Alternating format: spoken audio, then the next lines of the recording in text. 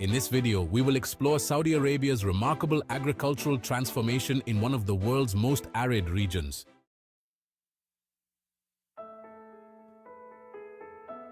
Saudi Arabia is the 13th largest country in the world, with over 34 million inhabitants, 7 million of whom live in the capital, Riyadh. The economy is primarily sustained by oil exports, as Saudi Arabia holds the second largest oil reserve in the world. However, 95% of the nation's territory is a dry desert, with summer temperatures ranging from 35 to 50 degrees Celsius. This makes the land unsuitable for agriculture, forcing Saudi Arabia to import food for domestic consumption.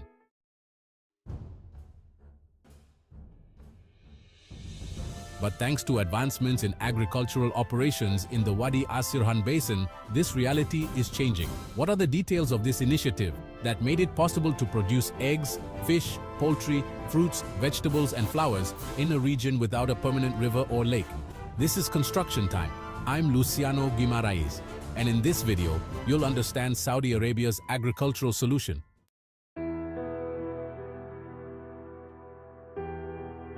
Saudi Arabia is home to some of the world's oldest examples of rock art, dating from the Neolithic period, which corresponds to the 10th millennium BC to the 3rd millennium BC.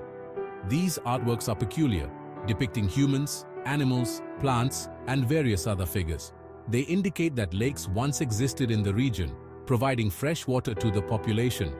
However, around 5,000 years ago, the region was hit by the so-called Dark Millennium, a period of extremely arid climate. Local populations at the time discovered large aquifers while digging wells in a desperate attempt to solve this critical situation.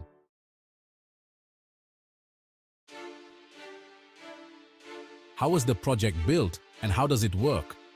The central pivot irrigation method was created in 1940 by farmer Frank Ziebach in Colorado, USA.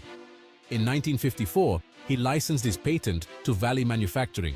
Engineers refined the invention, making it more resistant and converting it from a hydraulic power system to an electric drive.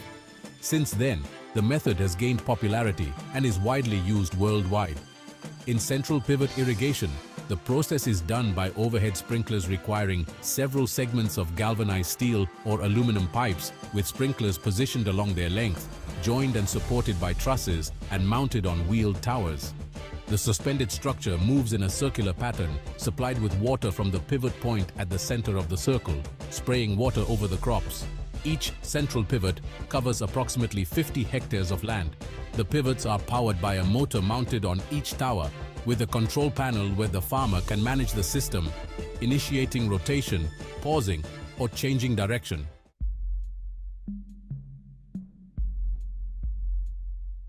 The central pivot irrigation method offers several benefits compared to traditional surface irrigation. One advantage is better control of water and fertilizer use, also known as precision farming. This technique is particularly important in regions susceptible to high water loss due to evaporation, as is the case in Saudi Arabia. With this agricultural system, evaporation losses can be minimized by controlling the quality and timing of water application.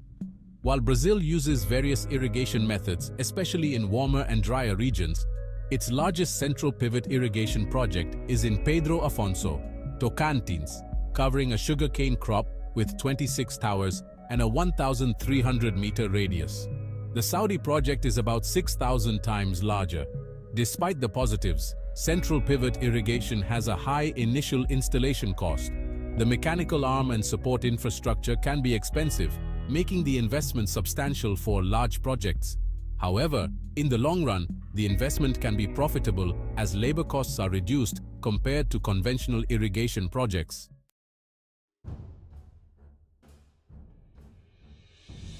In Saudi Arabia, despite numerous benefits, there is a concerning factor. The region is suffering from intense depletion of aquifers used for farming. With almost no rainfall, these water reservoirs are not replenished. Experts estimate that at least 4/5 of Saudi Arabia's fossil water reserves are depleted, meaning one of the world's largest water resources is nearly exhausted. As these sources are not renewable, experts say the water supply from these wells will last for at most another 50 or 60 years.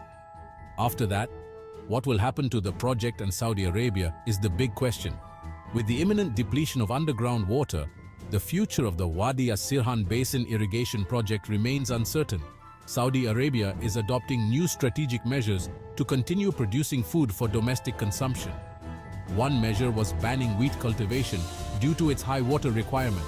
Another important initiative is the Vision 2030 plan, which aims to reduce dependence on oil, diversify energy sources, and boost the economy.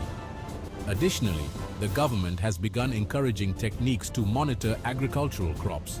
Satellite data systems have been installed to monitor water consumption and determine which crops yield the best production results. This allows for optimizing resource use and avoiding waste. Furthermore, the Saudi government has become one of the largest buyers of foreign agricultural land, acquiring large plots in countries like the USA, India, and Senegal. This move seems like a desperate action to ensure adequate spaces for future food production, but it is also an important initiative to diversify the country's resources and reduce dependence on oil.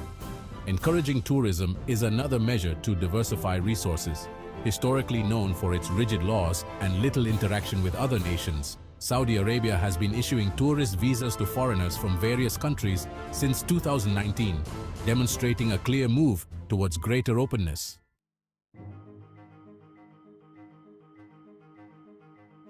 Saudi Arabia has been one of the world's most powerful economies since its oil exploration began. Adopting central pivot irrigation has produced excellent results and turned green areas that were once desert. However, time demands a different approach from the government to tackle new challenges related to underground water depletion and oil dependence. As the world races to provide clean energy sources, Saudi Arabia knows that the oil era is ending. The measures taken now will determine if Saudi Arabia can reinvent itself and continue to stand out as a powerhouse, or if it will rely solely on past victories, which would lead to irrelevance in the future.